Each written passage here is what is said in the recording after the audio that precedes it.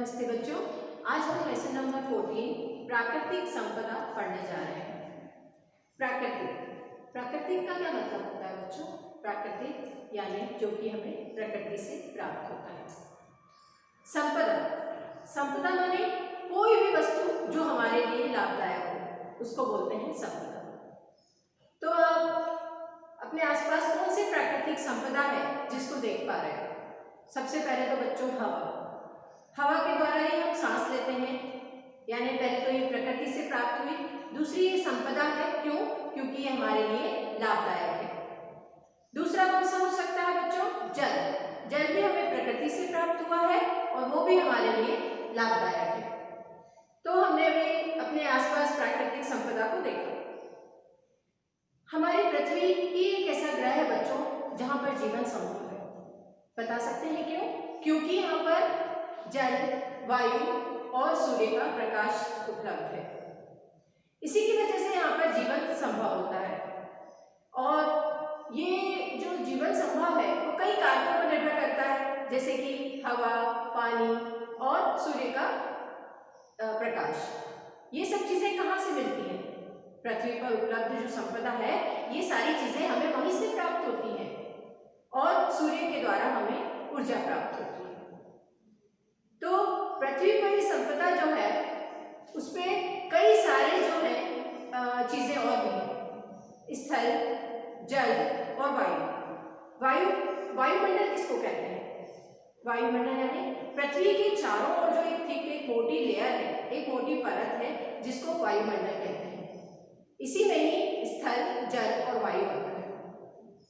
पृथ्वी की सबसे बाहरी परत को स्थल मंडल कहते हैं, जहां पर हम रहते हैं। इसके बाद आता है हमारा जल मंडल, यानी हमारे पृथ्वी पर 75% जो बच्चों वो है जल। जीवित पदार्थ जो होते हैं स्थल मंडल पर ही पाए जाते हैं।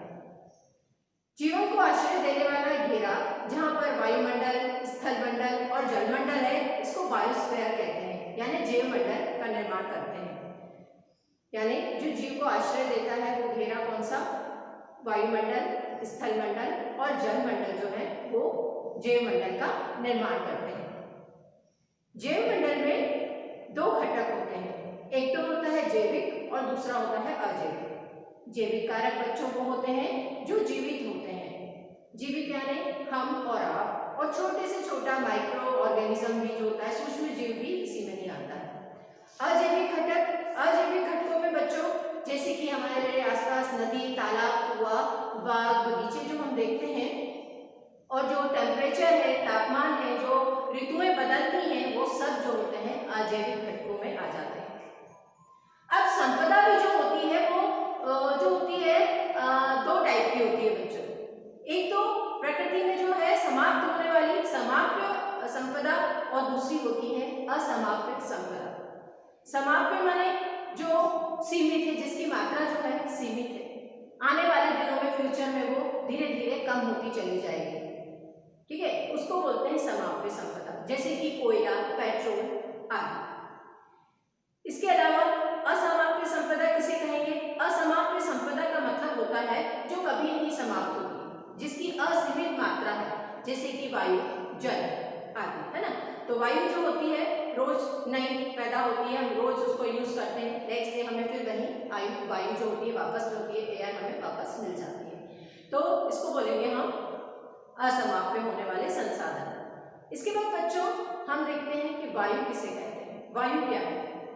तो हमने भी जाना कि हमारे चारों ओर जो एक आवरण है, मोटा थिक आवरण है पृथ्वी के ऊपर, उसको हम वायुमंडल कहते हैं।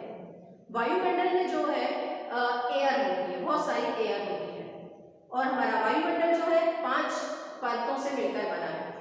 ट्रोपोस्फेयर, स्ट्रेटोस्फेयर, मीजोस्फेयर, थर्मोस्फेयर और एक्सोस्फेयर। अब हमारी जो वायु होती है, इसमें वायु जो होती है वो कई गैसों का मिश्रण होती है।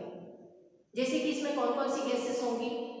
नाइट्रोजन जो होती है वो 78% होती है, ऑक्सीजन 21%, कार्बन डाइऑक्साइड 0.03%, इसके अलावा जलवाष्प और धूल के कण, ये सब हमारे जो होते हैं वायु के अंदर होते हैं। तो यानी वायु क्या हुई? एक गैसीय मिश्रण हुई। वायु का हमारे जीवन में या हमारी पृथ्वी पर उसका क्या महत्व है बच्चों? तो वायु का महत्व यह है कि हमारे वायु जो होती है वो हमारे क्लाइमेट को कंट्रोल करके रखती है, हमारे आसपास के मौसम को वो जो होता है कंट्रोल करके रखती है, न बढ़ने देती है न घटने देती है। दिन और रात के तापमान में वृद्धि और कमी को भी रोकने का काम करती है। लैंड ब्रीज और सी ब्रीज यानी स्थल से चलने वाली हवाएं और जो समुद्र से चलने वाली हवाओं का भी वो जो होती है कंट्रोल करके रखती है। इसके ही माध्यम से जो होता है, वायु के माध्यम से ही वजह से ही जो होता है हमारे यहाँ बारिश या वर्षा होती है। और अब जानते हैं सागरीय समेत।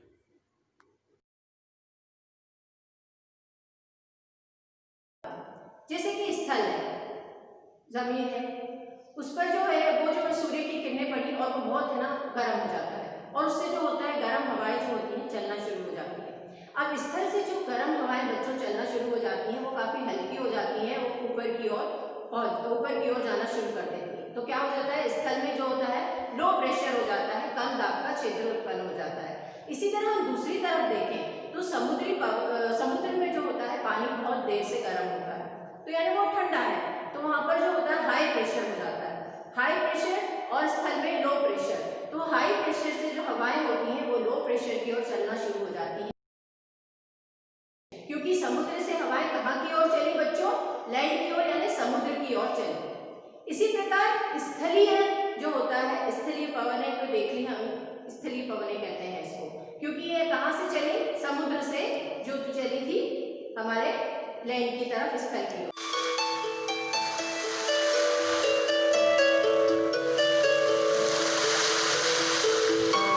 कि जो समुद्र होता है वो रात के समय में बहुत गर्म हो जाता है, तो अब समुद्र में क्या होगा? लो प्रेशर, वहाँ पे हवा क्या होती है गर्म होकर ऊपर उठना शुरू हो जाती है और समुद्र पे अब लो प्रेशर हो जाता है। इसी के अपोजिट हम देखें तो स्थल मंडल स्थल जो है वो बहुत ठंडा है। अब स्थल से हाई प्रेशर हो गया स्थल में, तो स्थल की प्रेशर जो था हाई हो जाने से क्या होता है, वहाँ की हवाएं जो होती हैं वो समुद्र की ओर चलना शुरू हो जाती है। तो बच्चों अब नेक्स्ट में हम जानेंगे कि वायु प्रदूषण क्या है। तो बच्चों वायु प्रदूषण किसे कहते हैं? अभी हमने जाना कि वायु में जो होते हैं कि वायु जो होती है गैसों का मिश्रण होती है, इसमें ऑक्सीजन, कार्बन डाइऑक्साइड, नाइट्रोजन, इन सब की प्रतिशत मात्रा जो होती है अलग अलग होती है बट निश्चित होती है। लेकिन जब कभी भी अगर ऑक्सीजन की मात्रा, कार्बन डाइऑक्साइड की मात्रा या नाइट्रोजन की मात्रा कम या ज़्यादा हो जाए तो ये जो होता है प्रदूषण की निशानी। अब इसकी परिभाषा कुछ हम इस प्रकार से कह सकते हैं कि वायु प्रदूषण, वायु में अवांछित पदार्थों का मिलना, जैसे धूल, जैविक पदार्थ, ये सब पदार्थ जो होते हैं हानिकारक होते हैं और हानिकारक प्रभाव डालें तो उनको बोलते हैं वायु प्रदूषण।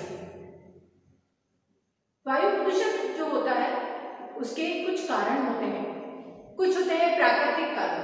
प्राकृतिक क्या है? ज्वालामुखी का फूटना और धूल भरी आंधी चलना, इस प्रकार से जो कुछ होते हैं वो प्राकृतिक कारण भी होते हैं। दूसरा होता है मानव निर्मित कारण, यानी मानव द्वारा भी वायु प्रदूषण जो होता है फैलाया जाता है। जैसे कई बार हम कूड़ा कचरा जलाते हैं, उससे भी वायु प्रदूषित होती है। दूसरा हमारे वाहनों से जो गैसेस बाहर निकलती हैं वो भी जो होता है वायु प्रदूषण फैलाती है। उसके अलावा जो हम स्मोकिंग करते हैं सिगरेट वगैरह से भी वायु प्रदूषण होता है। इसके अलावा उद्योगों से जो गैसेस जो होती है चिमनी द्वारा जो ऊपर बाहर निकलती है, धुआं निकलता है, उससे भी वायु प्रदूषित होती है। इसके अलावा परमाणु परीक्षण जो किए जाते हैं उससे भी वायु प्रदूषित होती है। तो ऐसे ढेरों कारण है जिसके द्वारा वायु प्रदूषित होती है और सबसे बड़ा कारण है कि हम अंधाधुंध पेड़ों या वनों की कटाई करते हैं। तो इसके कुछ प्रभाव भी देख लें। तो क्या प्रभाव होते हैं? सांस लेने में परेशानी, त्वचा रोग, कैंसर और हमारे जो सबसे पहले जो है ओजोन लेयर जो होती है उसका विघटन, ग्लोबल वार्मिंग, ये सब जो होते हैं प्रभाव इसकी वजह से देखने को मिलते हैं। अब ओजोन लेयर का विघटन किसे कहते हैं और क्या है? पृथ्वी से 50 किलोमीटर पर स्ट्रेटोस्फीयर नाम की स्ट्रेटोस्फीयर की जो है परत है, इस पर ही ओजोन लेयर होती है। ओजोन को O3 से दर्शाते हैं। क्या होता है, ओजोन जो होती है हमारे पास अल्ट्रावायलेट रेज को आने से रोकती है। ये बहुत ही हानिकारक विकिरणें होती हैं जो कि अगर हमारे पास आ जाए तो हमें बहुत सारे प्रॉब्लम्स का सामना करना पड़ सकता है। तो रेफ्रिजरेटर और जो हमारे एसी है उसमें CFC और फ्रियोन नाम की दो गैसेस जो होती हैं, ये जो होती हैं जाके ओजोन परत का क्षरण कर रही है, जिसके द्वारा ओजोन लेयर में जो है एक छोटा सा होल होना शुरू हो गया है। अब इससे अगर ओजोन लेयर में कुछ ये जो होल है, ये कुछ इस परत का क्षरण इसी प्रकार से होता रहा तो आगे आने वाले दिनों में हमारे ऊपर कौन सा प्रभाव पड़ेगा। सबसे पहले तो जो ध्रुवीय बर्फ है वो पिघलना शुरू हो गई और ज़्यादा हो जाएगी। इसके अलावा ग्लोबल वार्मिंग तो है ही, और इसके अलावा चर्म रोग ये सब देखने को भी मिलेंगे। ऐसा ही नहीं कि ये सिर्फ हमारे ऊपर इफेक्ट डालती है, पौधों पर भी ये उतना ही इफेक्ट डालेगी। जैसे कि पौधों की पत्तियां जो होती हैं उनका कलर बदल जाएगा, वो भी जलने लगेगी, प्रकाश संश्लेषण की दर में कमी आएगी, और पौधे भी सांस लेते हैं तो उनके श्वसन में भी कमी आएगी। तो बच्चों, हमने देखा कि ओजोन परत का विघटन भी जो है वायु प्रदूषण का ही एक प्रभाव है। इसके बाद हम जानते हैं जल प्रदूषण। जल में अवांछित पदार्थों का मिलना, जैसे जल में अवांछित पदार्थ मिल गए तो उससे इफेक्ट क्या होगा मानव जाति पर, और जो जल है, जल में रहने वाले प्राणियों पर भी इसका इफेक्ट जो होगा हार्मफुल होगा। तो इसको जल प्रदूषण कहते हैं। जल की भौतिक, रासायनिक तथा जैवीय विशेषताओं में बदल जाए, उनमें हानिकारक प्रभाव उत्पन्न करने वाले परिवर्तन हो जाए तो उसको जल प्रदूषण कहते हैं। अब जल प्रदूषण का भी कारण है प्राकृतिक कारण, जैसा कि मृदा अपरदन हो जाता है। एक स्थान की जो मृदा होती है धूल भरी आंधियों से या किसी वजह से एक स्थान से जाकर दूसरे स्थान पे और सीधे पानी जाकर वाटर बॉडीज में मिल जाए तो उससे भी जल प्रदूषण होता है। भूमि स्खलन और दूसरा ज्वालामुखी का फूटना, उससे भी जो होता है जल प्रदूषण होता है। इसके बाद मानवीय स्रोत देखें तो मानवीय उद्योगों से जो होता है गंदा कचरा नालियों के द्वारा नदी वगैरह तालाबों में जो होता है भेजा जाता है।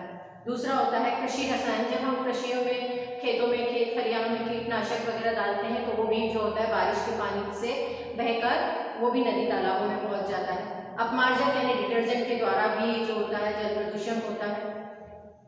क्या प्रभाव देखने को मिलेंगे अगर हमारा जल प्रदूषित हो गया तो मानव जाति और जो जलीय प्राणी हैं उनमें क्या इफेक्ट देखने को मिलेंगे आप लोगों पर।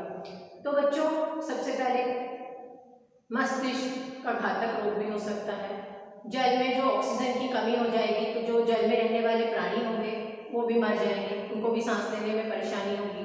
और उनमें जो अच्छे प्राणी होंगे जो कि जल के शुद्धिकरण करते हैं वो भी मर जाएंगे। कई प्राणी ऐसे भी होते हैं जो नदी तालाबों में जल का शुद्धिकरण करते हैं। अगर इसी तरीके से जल जो होगा प्रदूषित होता रहेगा बच्चों तो क्या होगा कि वो जो प्राणी होंगे वो भी मर जाएंगे। तो फिर है रक्त का कैंसर भी हो सकता है। प्रकाश संश्लेषण की दर में कमी आएगी, जो कि जलीय प्राणी जो होंगे पानी नदी तालाबों में रहते हैं वो भी प्रकाश संश्लेषण की दर में उनमें कमी आएगी। और इसके अलावा मानव जाति में कैंसर, पेचिश, अतिसार नामक जो रोग होंगे। अब इससे बचने के उपाय, जल प्रदूषण को हम कैसे रोक सकते हैं। तो बच्चों, सबसे पहले हम कूड़ा कचरा जो होता है वो उसका उपयुक्त निकास करें। दूसरा, तालाबों में जो होता है जो भी तालाबों में जो है निरीक्षण करना है, उसकी सफाई सुरक्षा ये सब का भी ध्यान रखना है। जीवाणुनाशक जो होता है और जल में जीवाणुनाशक को भी डालना है जिससे हमारा जल जो शुद्ध हो जाए।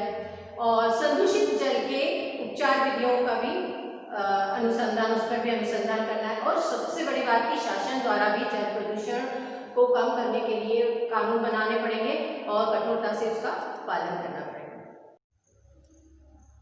अब जानते हैं मृदा के बारे में। मृदा एक क्षेत्र में जीवन की विविधता को निर्धारित करने वाला एक महत्वपूर्ण संपदा जो होती है वो मृदा होती है। क्या है मृदा और इसका निर्माण किस प्रकार से होता है और इसके निर्माण में कौन कौन से कारक जो होते हैं महत्वपूर्ण भूमिका अदा करते हैं। तो सबसे पहला है सूर्य। सूर्य जो होता है वो दिन के समय पत्थर को बहुत ही गर्म कर देता है, जिससे पत्थर जो होता है वो प्रसारित हो जाता है। अब जैसे ही रात होती है, रात को ठंडे होकर वो संकुचित हो जाते हैं। इस प्रकार संकुचन और प्रसारित होने से उसमें दरारें पैदा हो जाती हैं और दरार होने से पत्थर जो होता है छोटे छोटे टुकड़ों में विभाजित हो जाता है। दूसरा कारक है जल। जल क्या होता है? सूर्य की ताप से बने पत्थरों की दरारों में जल चला जाता है। जल वहां जाकर जो होता है जम जाता है। जमने के बाद वो दरार को और चौड़ा करता है। इसी प्रकार दूसरी बात क्या होती है कि जब बहता हुआ जल जो होता है वो कठोर पत्थरों से जब टकराता है तो पत्थरों को वो छोटे छोटे टुकड़ों में तोड़ देता है और ये पत्थर जब टूट जाते हैं तो ये पत्थर जो होते हैं मृदा में परिवर्तित हो जाते हैं और वो अपने मूल स्थान से पानी के द्वारा जो होते हैं दूर चले जाते हैं कहीं और दूसरे स्थान पर। इसके बाद तीसरा कारक है वायु। वायु यानी उसी प्रकार तेज हवाएं भी जो होती हैं वो पत्थरों को तोड़ देती हैं, छोटे छोटे टुकड़ों में तोड़ देती हैं, जिससे वो एक स्थान से क्या होते हैं दूसरे स्थान तक पहुंच जाते हैं। फिर है जीव भी मृदा का निर्माण करते हैं। जैसे लाइकेन नामक जो जीव वो पत्थरों पर उगता है, वो पत्थरों की सतह पर एक पदार्थ को छोड़ता है। पत्थर की सतह को जिससे वो पत्थर की सतह जो होती है वो चूर्ण के समान बदल जाती है और एक पतली परत का निर्माण हो जाता है। इस पर मॉस जैसे कुछ पौधे जो होते हैं वो उग जाते हैं, जिससे पत्थर जो होता है वो पत्थरों को तोड़ने में मदद करता है, मॉस जैसा पौधा। कुछ बड़े पौधों की जो जड़ें होती है ना बच्चों, वो भी काफी गहरे पत्थरों में जाके दरारों को और भी चौड़ा कर देती है। इस प्रकार से भी मृदा का निर्माण होता है। मृदा प्रदूषण। मृदा में होने वाले प्रदूषण को जो है मृदा प्रदूषण कहते हैं। ये मुख्यतः खेतों में या कृषि में जो है कीटनाशक दवाओं को डालने से होता है और इसको अगर बोला जाए तो ऐसे भी कह सकते हैं कि ऐसे पदार्थ जो कि मृदा की संरचना में जो है परिवर्तन लाने, जो उनकी ओरिजिनल मृदा जिस प्रकार से होनी चाहिए उसका संरचना जो है वो बदल जाए तो उसको भी मृदा प्रदूषण कहते हैं। कारण कौन कौन से हो सकते हैं मृदा प्रदूषण के? तो पहले तो है भूक्षरण, दूसरा है कृषि द्वारा। कृषि द्वारा कैसे? जब एक ही फसल बार बार जो है खेतों में उगाई जाती है तो भी मृदा प्रदूषण होता है। दूसरा, अधिक से अधिक कीटनाशक दवाओं का प्रयोग जब खेतों में किया जाता है तो भी मृदा प्रदूषण होता है। इसके अलावा कृत्रिम उर्वरक का अधिक से अधिक प्रयोग होना भी मृदा प्रदूषण का एक कारण है। इसके बाद घरेलू और औद्योगिक हम अपशिष्ट जो है वो यहाँ वहाँ फेंक देते हैं, वो भी जो है मृदा में ही जाते हैं, जिससे मृदा प्रदूषण फैलता है। इसके बाद अधिक सिंचाई भी जो होता है मृदा प्रदूषण का कारण है और दूसरा मरुस्थलीकरण भी मृदा प्रदूषण का ही कारण है। इससे प्रभाव क्या होते हैं? तो प्रभाव ये होते हैं कि वायु और जल प्रदूषण जो होता है फैलता है इससे। अब इसमें हम कैसे इससे बचाव कर सकते हैं, क्या उपाय हैं? तो विषैली दवाओं पर जो हम कीटनाशक दवाइयाँ डालते हैं खेतों में, उसमें थोड़ा प्रतिबंध या प्रबंध लगाना चाहिए। खाद का अधिक से अधिक प्रयोग करना चाहिए। पानी में निकास की उचित व्यवस्था होनी चाहिए और वनों के विनाश पर भी प्रतिबंध लगाना चाहिए। भूक्षरण रोकना चाहिए और बाढ़ नियंत्रण के लिए भी कुछ योजनाएं हमें बनानी चाहिए। जैव रासायनिक चक्रण को जानेंगे। जैव रासायनिक चक्रण जीवमंडल जैविक और अजैविक घटकों से मिलकर बना है।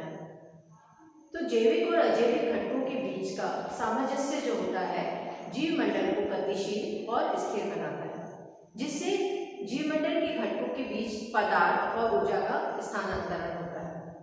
तो जैव रासायनिक चक्रण इसको कहते हैं। अब इसमें सबसे पहले बारी आती है वाटर साइकिल यानी जल चक्र क्या है। तो बच्चों, जैसे कि सूर्य है वो शाइन करता है, जब वो शाइन करता है तो उसमें से बहुत सारी किरणें बाहर निकलती हैं। जब वो बहुत सारी किरणें बाहर निकलती हैं तो हमारा जो जल मंडल है उसको वो बहुत हीट कर देती है, गर्म कर देती है, वाटर बॉडीज को वो गर्म कर देती है। जैसे नदी तालाब जो होते हैं, जो झीलों का जल जो होता है वो गर्म होकर वाष्पीकृत होकर जो होता है बादलों का निर्माण करता है। इसी प्रकार हम देखें तो हमारे प्लांट्स भी, पौधे भी जो होते हैं दिन के समय में उनमें भी वाष्पीकरण की प्रक्रिया होती है, जिससे उनका जल जो होता है छोटे छोटे सूक्ष्म छिद्र होते हैं, स्टोमेटा जिसको कहते हैं पत्तियों में, उनमें से जो जल होता है वो जो होता है वाष्प बनकर उड़ता है। तो वो भी छोटे छोटे बूंदें जो होती हैं बादलों का निर्माण करती हैं। तो हमने अभी देखा कि नदी तालाबों का झरनों का जो जल था वो भी वाष्पीकृत होकर जो है बादलों का निर्माण किया और इसी प्रकार प्लांट्स में जो स्टोमेटा से वाष्पीकरण हुआ उसने भी जाकर जो था छोटे छोटे बूंदों ने जाकर बादलों का निर्माण किया। अब जब भी बादलों में अवक्षेपण के द्वारा जो होता है, अवक्षेपण के द्वारा क्या हो जाता है, ये जल जो होता है वर्षा के रूप में जो होता है भूमि पर बरसता है। इस प्रकार से जो वाटर साइकिल है चलता है। अब अब जल में एक और क्वालिटी होती है, ये अपने अंदर बहुत से खनिजों, बहुत से पदार्थों को घुलने में सक्षम होता है। घुलने वाले खनिजों से होकर जब जल निकलता है, गुजरता है, तो इसमें से जो खनिज जो होते हैं वो घुल जाते हैं इसके अंदर। जब खनिज जो घुल जाते हैं, वो नदी जो होती है, नदी उसको बहुत से पोषक तत्वों को बहाकर जो होती है समुद्र में पहुंचा देती है, और समुद्र में जो जीव जंतु होते हैं वो इसका उपयोग कर लेते हैं। तो बच्चों ये था जलचक्र। अब बात करते हैं कार्बन डाइऑक्साइड साइकिल। कार्बन जो होता है प्रकृति में बहुत सारी अवस्थाओं में पाया जाता है, लेकिन वो अपने मूल रूप में हीरे और ग्रेफाइट में ही के रूप में पाया जाता है। और यौगिक के रूप में देखा जाए तो जो होता है वायुमंडल में यौगिक के रूप में पाया जाता है, और कार्बन डाइऑक्साइड के रूप में भी जो पाया जाता है। बहुत सारे जंतुओं का बाहरी आवरण जो होता है, बाहरी कंकाल जो होता है, वो भी कार्बोनेट लवणों से ही बना होता है। अब देखते हैं कार्बन साइकिल। वायुमंडल में कार्बन डाइऑक्साइड जो होती है उसको दिन में जो होता है उसका उपयोग जो होता है पौधे करते हैं, किस क्रिया के लिए? अपने प्रकाश संश्लेषण भोजन निर्माण के लिए करते हैं। और कार्बन डाइऑक्साइड गैस को जो है उपयोग में लाते हैं, और ऑक्सीजन गैस को जो है बाहर निकालते हैं। क्या देखा अभी हमने देखा कि कार्बन डाइऑक्साइड का उपयोग किया प्लांट्स ने फोटोसिंथेसिस के लिए, और ऑक्सीजन गैस को जो है उन्होंने बाहर निकाला। अब प्लांट्स जब डिके होंगे, नष्ट होंगे, तो वो सॉइल में मिल जाएंगे। अब जो प्लांट ने ऑक्सीजन गैस जो छोड़ी थी उसका उपयोग जो किसने किया? एनिमल्स ने किया। तो ऑक्सीजन ले ली और कार्बन डाइऑक्साइड को एनिमल्स ने क्या किया? वायुमंडल में मुक्त कर दिया। तो वायुमंडल में कार्बन डाइऑक्साइड पहुंच गया। इसी प्रकार जब रात होगी तो रात को जो प्लांट्स होते हैं वो भी हमारी तरह श्वसन प्रक्रिया करते हैं। श्वसन प्रक्रिया में वो क्या करते हैं? ऑक्सीजन गैस को वो लेते हैं और कार्बन डाइऑक्साइड को जो है वो मुक्त करते हैं। तो इस प्रकार वापस कार्बन डाइऑक्साइड कहाँ चली गई बच्चों? वायुमंडल में। इसके बाद जो उद्योग धंधे होते हैं ना, उनमें से भी जो गैसेस बाहर निकलती है उनमें भी काफी मात्रा में कार्बन डाइऑक्साइड गैस होती है, तो वो भी जो है वायुमंडल में जो है पहुंच जाती है। तो इस प्रकार हमने देखा कि किस प्रकार से ये चक्र चला और कार्बन डाइऑक्साइड गैस वायुमंडल में जो है वापस मुक्त हुई, और ये कार्बन डाइऑक्साइड का बैलेंस जो है वो बना रहा। इसके बाद नेक्स्ट आता है हमारा ऑक्सीजन साइकिल। ऑक्सीजन साइकिल क्या होता है? ऑक्सीजन जो होती है वायुमंडल में 21% होती है। अब मुख्यतः इस जो चक्र है, ये जलीय चक्र को निर्देशित करते हैं कि जो ऑक्सीजन की मात्रा है वो वायुमंडल में संतुलित किस प्रकार उसका बनाए रखती है। वायुमंडल में ऑक्सीजन का उपयोग जो होता है 3 रूपों में होता है। एक तो दहन, श्वसन, और दूसरा जो होता है नाइट्रोजन के ऑक्साइड के निर्माण में होता है। अब बच्चों क्या होता है कि प्लांट्स जो होते हैं वो रात को ऑक्सीजन देते हैं, और दिन में वो क्या करते हैं? फोटोसिंथेसिस करते हैं।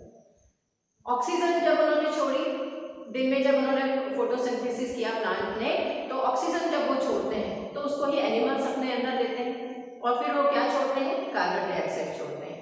अब इसी कार्बन डाइऑक्साइड को प्लांट्स ने ले लिया। जब प्लांट्स ने कार्बन डाइऑक्साइड को यूज किया तो उन्होंने वायुमंडल में क्या मुक्त की? ऑक्सीजन गैस जो है मुक्त की। तो हम क्या देखें कि वायुमंडल में जो ऑक्सीजन गैस जो हमें प्राप्त होती है सिर्फ एक ही वजह से प्राप्त होती है, उसको कहते हैं फोटोसिंथेसिस। तो बच्चों अब पढ़ते हैं नाइट्रोजन चक्र। तो हमारे वायुमंडल का 78% भाग जो है वो नाइट्रोजन गैस ही है। अब वायुमंडल में नाइट्रोजन है। अब वायुमंडल जो नाइट्रोजन है, कुछ प्लांट्स की जड़ें, कुछ प्लांट्स कहें तो लेग्यूमिनस प्लांट्स यानी पी प्लांट्स, ये इनकी जड़ें जो होती हैं, इनमें जो होता है एक जीवाणु होता है जिसका नाम होता है राइजोबियम जीवाणु। ये अपने अंदर जो होता है नाइट्रोजन को स्थिरीकरण कर लेता है, फिक्सेशन करता है। नाइट्रोजन फिक्सेशन करने का काम करता है राइजोबियम। तो अब ये जो राइजोबियम ने जो है नाइट्रोजन फिक्सेशन कर लिया, इसके बाद ये जो नाइट्रोजन होती है वो जो होती है वो अमोनिया में, एक यौगिक अमोनिया में कन्वर्ट कर देता है। अब जो ये अमोनिया है, नाइट्रोजन का अमोनिया में कन्वर्ट होना, बदल जाना, अमोनीकरण कहलाता है। अब सेकेंड प्रोसेस में क्या होता है? जो अमोनियम है, ये अमोनियम जो होती है एक दूसरे जीवाणु के द्वारा, जिसका नाम होता है नाइट्रोमोनास, नाइट्रोमोनास जीवाणु के द्वारा जो होती है नाइट्राइट में बदल दी जाती है। अब अमोनिया जो होती है वो नाइट्राइट में बदल गया और उसको सॉइल में वो मिल गया। अब सॉइल में मिलने के बाद ये नाइट्रेट में कन्वर्ट हो जाता है। नाइट्राइट जो होता है अब नाइट्रेट में बदल जाता है और नाइट्रेट में प्लांट्स द्वारा जो होता है नाइट्रेट को ले लिया जाता है। अब प्लांट्स ने नाइट्रेट को अपने अंदर ले लिया। इस प्रोसेस को कहते हैं नाइट्रीकरण, यानी अमोनिया का जो है नाइट्रोमोनास के द्वारा नाइट्राइट और नाइट्रेट में बदलना जो होता है नाइट्रीकरण कहलाता है। अब थर्ड प्रोसेस में बच्चों जो प्लांट्स हैं वो डेड होंगे, कभी तो मरेंगे। जब वो डिके नष्ट होते हैं तो उनका डिकम्पोजिशन होता है, जिससे फिर से अमोनिया बन जाता है। अब फिर अमोनिया बन गया तो अमोनिया जो होता है फिर से नाइट्राइट और नाइट्रेट में कन्वर्ट हो जाता है, जिसको प्लांट ले लेते हैं। फिर प्लांट जो होते हैं डेड होते हैं, फिर क्या होता है डिकम्पोजिशन और उसके बाद अमोनिया। तो ये प्रोसेस चलता रहता है। फिर एक और प्रोसेस है जिसे सॉइल में जो है नाइट्रेट है, इसको सुडोमोनास नामक बैक्टीरिया जो होता है इस नाइट्रेट को वापस वायुमंडलीय नाइट्रोजन में कन्वर्ट कर देते हैं, जिसको विनाइट्रीकरण कहते हैं। तो हमने देखा कि हमारे पास कौन कौन सी नाइट्रोजन साइकिल में कौन कौन सी जो होते हैं क्रियाएं हुई। एक तो नाइट्रोजन फिक्सेशन हुआ जो कि राइजोबियम के द्वारा हुआ, दूसरा अमोनीकरण हुआ जो राइजोबियम के द्वारा हुआ, नाइट्रीकरण यानी अमोनिया का नाइट्राइट और नाइट्रेट में कन्वर्ट हुआ जिसको नाइट्रीकरण कहेंगे, ये हुआ नाइट्रोसोमोनास जीवाणु के द्वारा। उसके बाद हमने देखा जो नाइट्रेट था वो नाइट्रोजन में कन्वर्ट हो गया वायुमंडलीय नाइट्रोजन में, उसको विनाइट्रीकरण कहा गया। वो उसका जीवाणु का नाम हमने बताया सुडोमोनास के द्वारा। तो बच्चों ये हमने देखा कि नाइट्रोजन चक्र। अब हम जानते हैं कि ग्लोबल वार्मिंग क्या होती है। हमारे आसपास बहुत सारी गैसेस हैं जिनको हम बोलते हैं ग्रीन हाउस गैसेस, जैसे कार्बन डाइऑक्साइड, जल वाष्प, मीथेन, ये जो होती है ग्रीन हाउस गैसेस होती हैं। ये गैसें पृथ्वी से ऊष्मा को पृथ्वी के वायुमंडल से बाहर जाने से रोकने का काम करती हैं। पृथ्वी पर जीवन को बनाए रखने के लिए ये प्राकृतिक ग्रीन हाउस गैसेस जो होती हैं बहुत जरूरी है। लेकिन मानव द्वारा क्या हुआ है, हानिकारक गैसों का प्रभाव जो है वायुमंडल में तेजी से बढ़ता चला जा रहा है, जिसके कारण हमारी पृथ्वी का तापमान जो हो रहा है वो लगातार बढ़ता चला जा रहा है, जिसके कारण आने वाले दिनों में क्या होना है, सूखा, बाढ़, तूफान और तटीय क्षेत्र जो है वो डूबने की कगार पर है। तो हमने देखा कि यह है ग्लोबल वार्मिंग यानी ग्रीन हाउस प्रभाव। ग्रीन हाउस प्रभाव को ही ध्यान में रखकर जहां पर जिन स्थानों पर सूर्य जो होता है काफी कम समय के लिए निकलता है, वहां पर क्या करते हैं, एक शीशा या शीशे का एक घर बना दिया जाता है, फाइबर का घर बना दिया जाता है, जिसके अंदर उष्णकटिबंधीय पौधों को जो होता है उसमें रखा जाता है।